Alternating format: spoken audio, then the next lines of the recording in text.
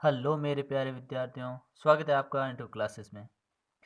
आज हम करेंगे अपना जो फर्स्ट चैप्टर है उसके क्वेश्चन आंसर। ठीक है, the best Christmas present in the world, ये हम चैप्टर पढ़ चुके हैं। ठीक है ना, कंप्लीट चैप्टर पढ़ा है हमने और बड़े ही अच्छे ढंग से एक्सप्लेन किया है। अगर आपने वो वीडियो नहीं देखा तो देख सकते हैं। ठीक है, और हम सारे चैप्टर अपना सारा सिलेबस कंप्लीट करेंगे, जितने भी ग्रामर के टॉपिक है वो करेंगे और सभी क्वेश्चन जो आपकी बुक में हैं वो सारे करवाए जाएंगे। ठीक है ना, तो बने रहिए इंटरव्यू क्लासेस के साथ। ठीक है, चलिए हम शुरू करते हैं अपने क्वेश्चंस। सबसे पहले देखिए, कॉम्प्रिहेंशन चेक। ये वो क्वेश्चन होते हैं जो आपको चैप्टर में बीच बीच में पूछे जाते हैं।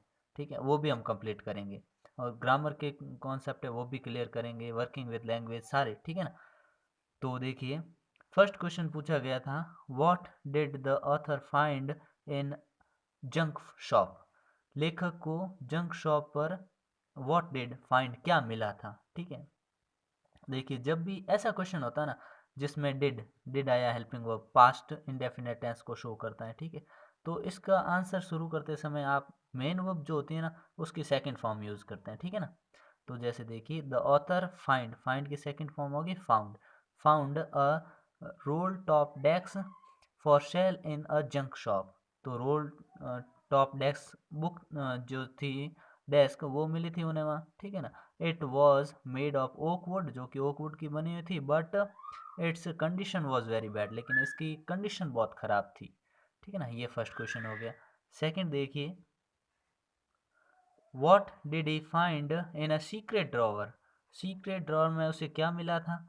ठीक है, who do you think had put it in their, और ये उसने किसने रखा था वहाँ पे। ठीक है, आप क्या सोचते हैं। तो देखिए, in the secret drawer of the desk, the author found a small tin box. Small tin box मिला था. It had a letter in it. इसके अंदर एक लेटर था. Mrs. Connie Macpherson had put the letter in it. और Mrs Connie जो थी, John gym Macpherson की पत्नी, उन्होंने ये रखा था। ठीक है, थर्ड क्वेश्चन है अपना, who had written the letter. पत्र किसने लिखा, टू वूम किसको लिखा, एंड व्हेन और कब लिखा। ठीक है, देखिए answer, Mister Jim McPherson had written that letter. Jim McPherson ने लिखा। डेटेड, डेट क्या थी, December 26 1914। ठीक है, 26 दिसंबर 1914। टू हिज वाइफ कॉनी, वो अपनी पत्नी कॉनी को लिखा था। चलिए फिर देखिए आगे, क्वेश्चन नंबर फोर्थ देखिए, why was the letter written, पत्र क्यों लिखा गया था। What was the wonderful thing that had happened, और क्या एक आश्चर्यजनक चीज घटित हुई थी। ठीक, तो उसका आंसर है, the letter describe a wonderful event, एक शानदार घटना के बारे में वर्णन करता है लेटर। ठीक है ना, the two आर्मीज, the British and the German fight against each other, celebrated Christmas together. जो दो सेनाएं आपस में लड़ रही थी वो एक दूसरे के साथ क्रिसमस सेलिब्रेट करते हैं, ये उस लेटर में था। क्वेश्चन नंबर फिफ्थ देखिए, what jobs did Hans Wolf and Jim McPherson have with then they were not soldier. जब वो सोल्जर नहीं थे, सिपाही नहीं थे, तो वो कौन सा काम करते थे। तो आंसर है, before joining the army, army से पहले Hans played the cello in the orchestra, वो एक ऑर्केस्ट्रा में शैलो बजाते थे, जो एक वायलिन जैसा वाद्य यंत्र होता है उसको बजाते थे। ठीक है, इंस्ट्रूमेंट होता है। और जिम वॉज अ टीचर, और जिम क्या था, एक अध्यापक था। कहाँ, कब, जब वो सेना में भर्ती नहीं हुए थे तब, उससे पहले। फिर देखिए next question, had Hans Wolf ever been to Dorset, क्या हैंस वोल्फ कभी डॉर्सेट गया था। यहाँ पे हैड आया, हेल्पिंग वर्ब से शुरू हुआ है। ठीक है, यस नो में आंसर देना है इसका।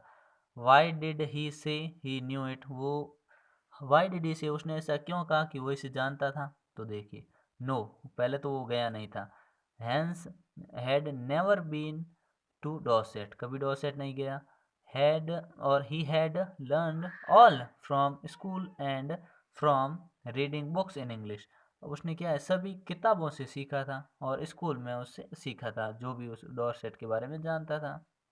नेक्स्ट क्वेश्चन पे आ जाते हैं, डू यू थिंक, क्या आप सोचते हैं, gym Macpherson came back from the war.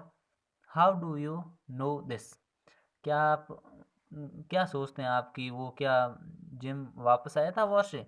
और अगर आप ऐसा सोचते हैं तो क्या कारण है इसका सोचने का, तो देखिए।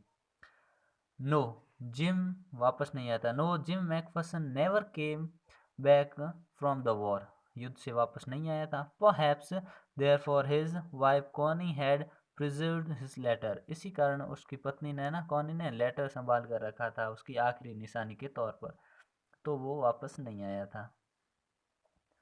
Y did the author go to Bridport, लेखक ब्रिडपोर्ट क्यों गया था? The author went to Bridport to meet Jim Mrs Jim McPherson, ठीक है, वो मिसेस कॉनी से मिलने गया था, मिसेस जिम मैकफर्सन से मिलने गया था, कॉनी से, ठीक है। क्यों गया था? Deliver to her Jim's letter, और वो जिम के लेटर को वापस देने गया था। How old was Mrs Macpherson now, अब जो मिसेस मैकफर्सन है वो कितने साल की थी? वेयर वॉज शी, और वो कहाँ थी? तो McPherson was 101 year old, she was in a nursing home, और वो कहाँ थी? नर्सिंग होम में थी इस वक्त, ठीक है। नेक्स्ट क्वेश्चन देखिए। Who did Connie Macpherson think her visitor was, जो कॉनी मैकफर्सन थी उसने क्या सोचा था विजिटर जो आया था उसके बारे में, कि कौन आया था? तो Connie thought that the visitor was her own husband gym Macpherson, Connie ने सोचा कि उसका पति आया था। Which sentence in the text shows that the visitor did not try to hide his identity?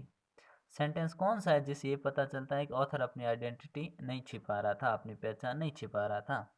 That sentence is, वो sentence था, you told me you had come home by Christmas dearest, she said, उसने कहा कि तुम घर आओगे Christmas से पहले, और शी शेड, उसने कहा, एंड हियर यू आर, हो तुम आ गए, the best Christmas present in the world, ये मेरे लिए सबसे बेहतरीन क्रिसमस का तोहफा था। Come closer Jim dear sit down, ये कहा था, ये सेंटेंस से पता चलता है। नेक्स्ट देखिए। अब जो है आपके बुक के क्वेश्चन आते हैं, ठीक है, जो आपके चैप्टर में टेक्स्ट बुक में पीछे दिए हुए हैं। फर्स्ट क्वेश्चन है, for how long do you think Connie had kept Jim's letter, आप क्या सोचते हैं कि कॉनी ने कितने समय तक जिम के लेटर को रखा? तो देखिए, Connie had kept Jim's last letter till January 25 1950, 25 जनवरी 1915 से उसने लेटर रखा था, ठीक है। The letter was dated December, letter के ऊपर लिखा था 26 दिसंबर 1914, ठीक है। नेक्स्ट क्वेश्चन देखिए, why do you think the desk had been sold and when, आप ऐसा क्यों सोचते हैं कि जो डेस्क थी ना वो बेच दी गई थी, सोल्ड कर दी गई, एंड व्हेन, और कब बेच दी गई थी? तो the desk must have been sold when Connie's house had burned, desk बेच दी गई थी जब कॉनी के घर में आग लग गई थी।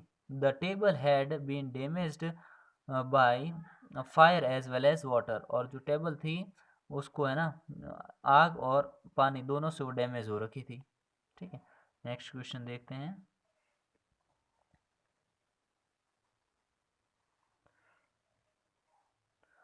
Why do Jim and Hans think that games and sports are good way of resolving conflicts? Do you agree? आप क्यों सोचते हैं वाई डू जिम और हैंस वोल्फ गेम और खेलों के द्वारा है ना युद्ध को, कॉन्फ्लिक्ट इन युद्ध लड़ाई को है ना सॉल्व करना चाहते थे, गुड वे मानते थे, ऐसा क्यों? डू यू एग्री, क्या आप इससे सहमत हैं? तो देखिए, both Jim and Hans were soldier, दोनों सिपाही थे, सोल्जर थे। बोथ वर वार्म हार्टेड, दोनों ही अच्छे हृदय के थे। सो इट वॉज नेचुरल, इसलिए प्राकृतिक रूप से natural for them to hate war, इसलिए दोनों ही युद्ध से नफरत करते थे। They favoured a peaceful solution to settle dispute, दोनों ही युद्ध का शांतिपूर्ण सोल्यूशन चाहते थे। गेम्स और स्पोर्ट दे शेड, उन्होंने कहा कि खेल उनके लिए बेहतर होता, ठीक है, उन्होंने कहा war good way to resolve conflicts, ठीक है ना। और लास्ट वाला, क्या आप इससे सहमत हैं? Yes, I agree to this concept, और मैं इस कॉन्सेप्ट से सहमत हूँ, ठीक है। नेक्स्ट क्वेश्चन देखिए, do you think the soldiers of the two armies are like each other or different from each other? Find evidence from the story to support your answer. अब क्या करना, क्या आप सोचते हैं कि उन दोनों के सिपाही जो थे एक दूसरे को पसंद करते थे और वे एक दूसरे से अलग थे, और आपको ये साक्ष्य एविडेंस यानी प्रमाण भी ढूंढना इस अपने आंसर को सपोर्ट करने के लिए। तो देखिए आंसर हम क्या लिखेंगे, आंसर लिखेंगे आप वी थिंक या आई थिंक लिख सकते हैं। I think the soldier of the two armies are like each other, दोनों एक दूसरे को पसंद करते थे। दे लव पीस, दोनों शांति चाहते थे। एट हेट वॉर, दोनों नफरत करते थे वॉर से, युद्ध से। एग्जाम्पल्स फ्रॉम द स्टोरी, और कहानी में स्टोरी में कहाँ से एग्जाम्पल है देखिए, उदाहरण है। They are were calling out to us from cross no man's land, वो हमें बाहर जहाँ पे कोई नहीं था उस जगह पे बुला रहे थे।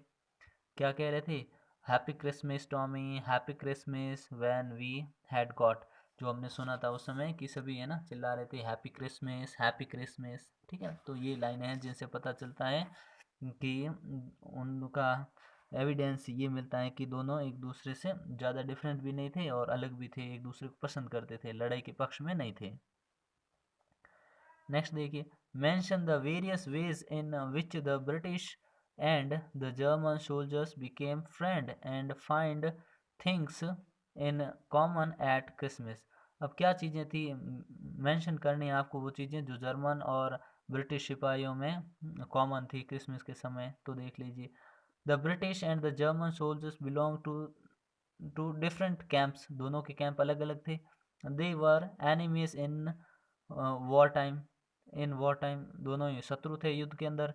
दे share their festive spirit of the Christmas, उन्होंने इस फेस्टिव जो क्रिसमस था इस पर उन्होंने बहुत सारी चीज़ें शेयर की। दे गोट ओवर हैट्रेड, उन्होंने जो हैट्रेड नफरत वगैरह थी वो छोड़ी और प्लेड गेम्स खेले, और feasted and drank like good friends, अच्छे दोस्तों की तरह फीस्ट दावत मनाई और कुछ खाया पिया सॉसेज वगैरह। बोथ हेटेड वॉर, दोनों को युद्ध से नफरत थी। ठीक है, बोथ वर एक्सेंस to go back to their families at the end of the war, और सबको है ना युद्ध के बाद अपने घर जाने की इच्छा थी। ठीक है ना, घर जाना चाहते थे। अगला क्वेश्चन देखिए, what is Connie's Christmas present, Connie का जो क्रिसमस का प्रेजेंट था, गिफ्ट था, वो क्या था। Why is it the best Christmas present in the world, ये सबसे बेहतरीन गिफ्ट क्यों था दुनिया के अंदर उसके लिए। तो देखिए, Connie thought that Jim had back home from war, Connie ने सोचा कि जिम युद्ध से वापस आ गया। She mistook the author for Jim, उसने गलती से लेखक को जिम समझ लिया। She had been waiting for her husband Jim, वो अपने पति का इंतजार कर रही थी। So the coming of home of Jim, Jim जब वो होम घर पे आए Jim, was the best present Christmas present in the world for her, इसलिए उसके लिए वो सबसे बेहतरीन तोहफा था, क्योंकि वो इंतज़ार कर रही थी क्रिसमस के दिन की उसके पति घर आएंगे, और जब वो आ गए तो उसके लिए वो सबसे बेहतरीन तोहफा था।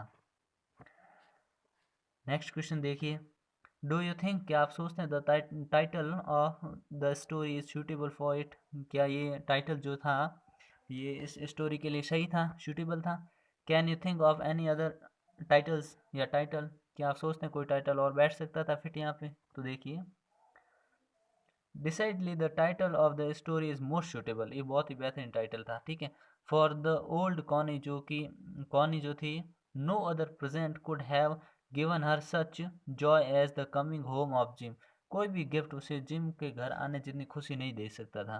हर हस्बैंड, जो कि उसके पति थे, हर प्रिजम्पशन माइट बी रॉन्ग, उसका मानना गलत हो सकता था, but she got the greatest happiness of her life, लेकिन उसको अपने जीवन की सबसे बड़ी खुशी मिली थी।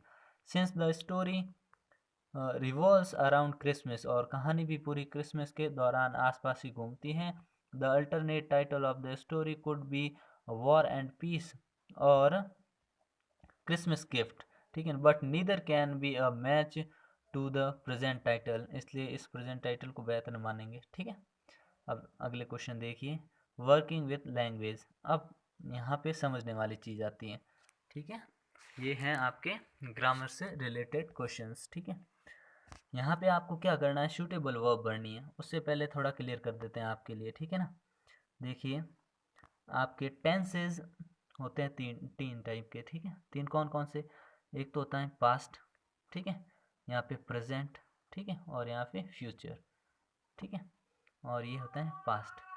अब देखो कोई भी काम यहाँ पे हो रहा है, ये है प्रेजेंट में, और आगे होगा मतलब ये होगा फ्यूचर में, और यहाँ पे होगा मतलब पास्ट में। ठीक है, अब समझिए, अब इस पास्ट के बारे में चर्चा करेंगे, हम बात करेंगे। ठीक है, जैसे देखिए यहाँ पे पास्ट मैंने लिख दिया पास्ट।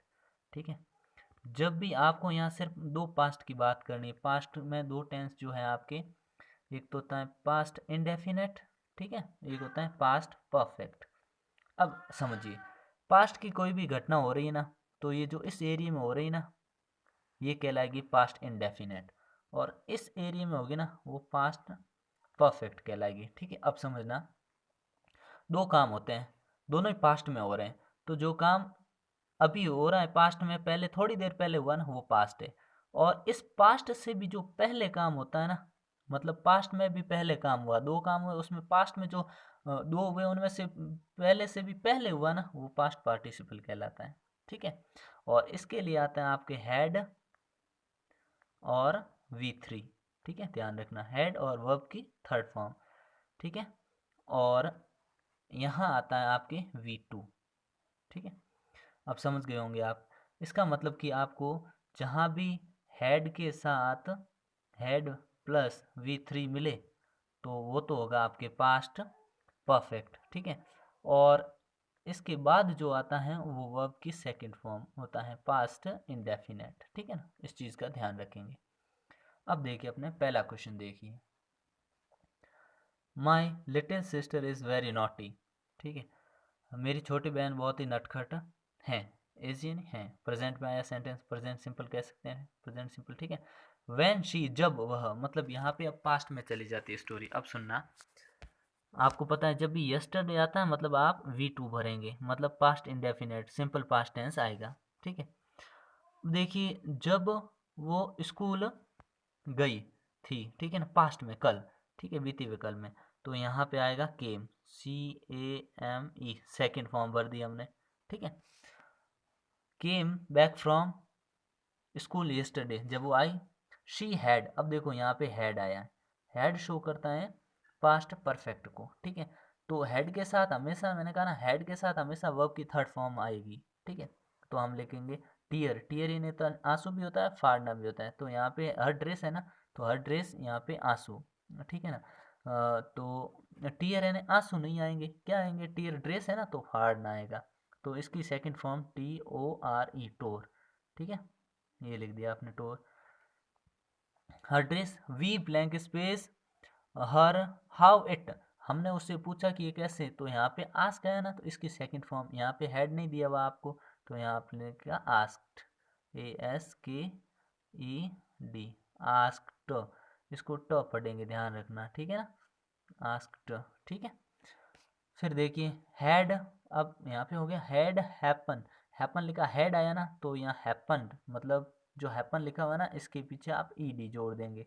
ठीक है, ये हो जाएगी आपकी सेकंड फॉर्म, ED। ठीक है, सेकंड फॉर्म हो गई, सॉरी थर्ड फॉर्म होगी। ठीक है ना, सेकंड फॉर्म भी सेम होती है, थर्ड फॉर्म, ये थर्ड फॉर्म यहाँ आ जाएगी। ठीक है ना, क्योंकि हेड लगा हुआ है, पास्ट परफेक्ट हो गया। अब ये नोट कर लीजिए, फिर आगे देखिए, सी ब्लैंक स्पेस, फिर ब्लैंक स्पेस और क्वेरल। अब देखिएगा यहाँ पे शी आया, सी के बाद यहाँ पे हेड हैज़ वगैरह कुछ नहीं दिया हुआ, तो यहाँ आपने सेकंड फॉर्म भर दी, सैड, SAID, सैड भर दिया।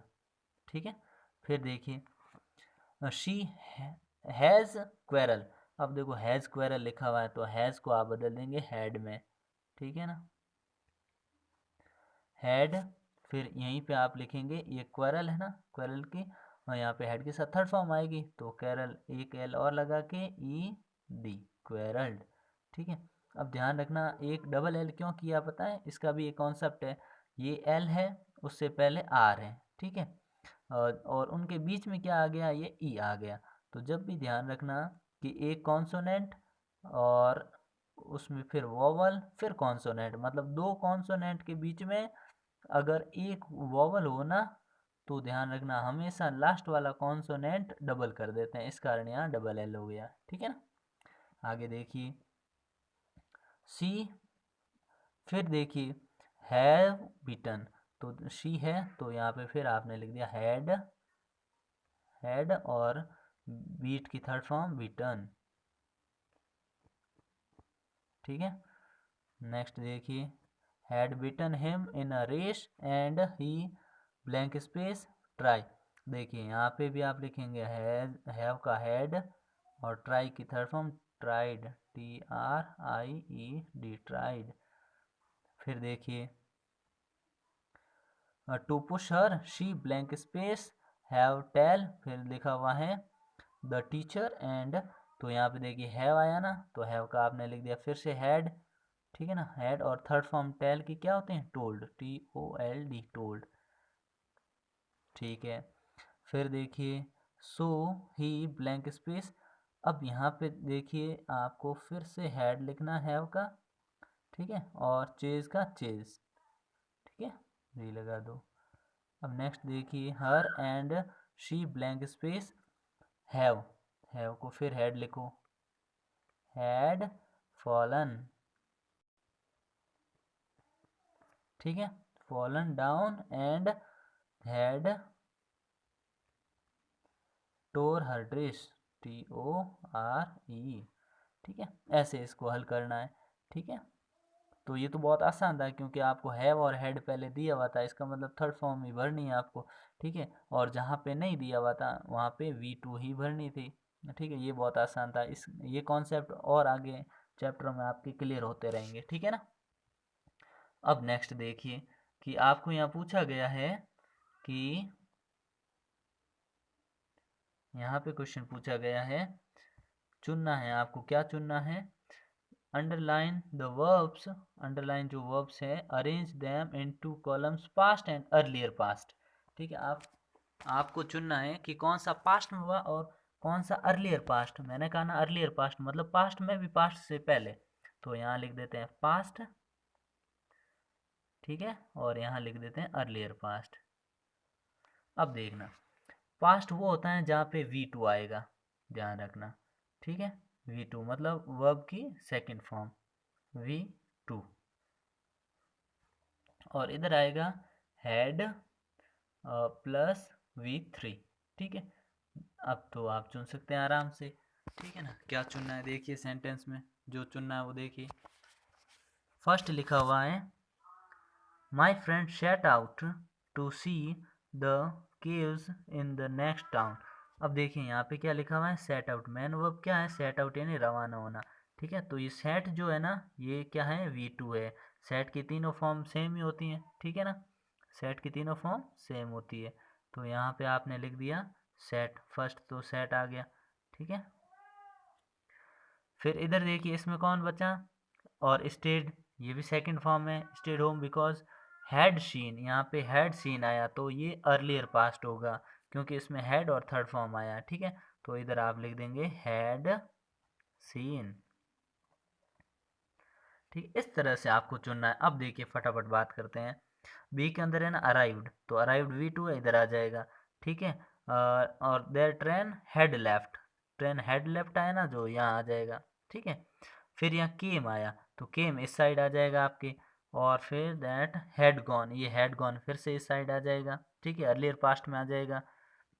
और अब नेक्स्ट क्वेश्चन में देखिए कि क्या लिखा हुआ है, so she'd outside and ate the lunch had packed for him. तो देखिए एट आया ना, एट सेकंड फॉर्म में V2 है तो यहाँ लिख देंगे। ठीक है, एट को यहाँ आ जाएगा और हैड पैक्ड इधर आ जाएगा। और नेक्स्ट में देखिए ये रिटर्न है तो रिटर्न इस साइड आएगा और हैड फॉलन इस साइड आएगा। ठीक है, ठीक है, तो इस प्रकार से आपको ये क्वेश्चन करने हैं। मुझे लगता है आपको समझ में आया होगा। अगर समझ में आया है तो आप लाइक कर सकते हैं, कमेंट कर सकते हैं। ठीक है, और अपने दोस्तों में भी बता सकते हैं। ठीक है, और सभी प्रकार के चैप्टर जो हैं आपके इंग्लिश में वो सभी आपको मिलेंगे, उनके क्वेश्चन आंसर। ठीक है, तो मिलते हैं नेक्स्ट पार्ट में, तब तक के लिए गुड बाय, जय हिंद।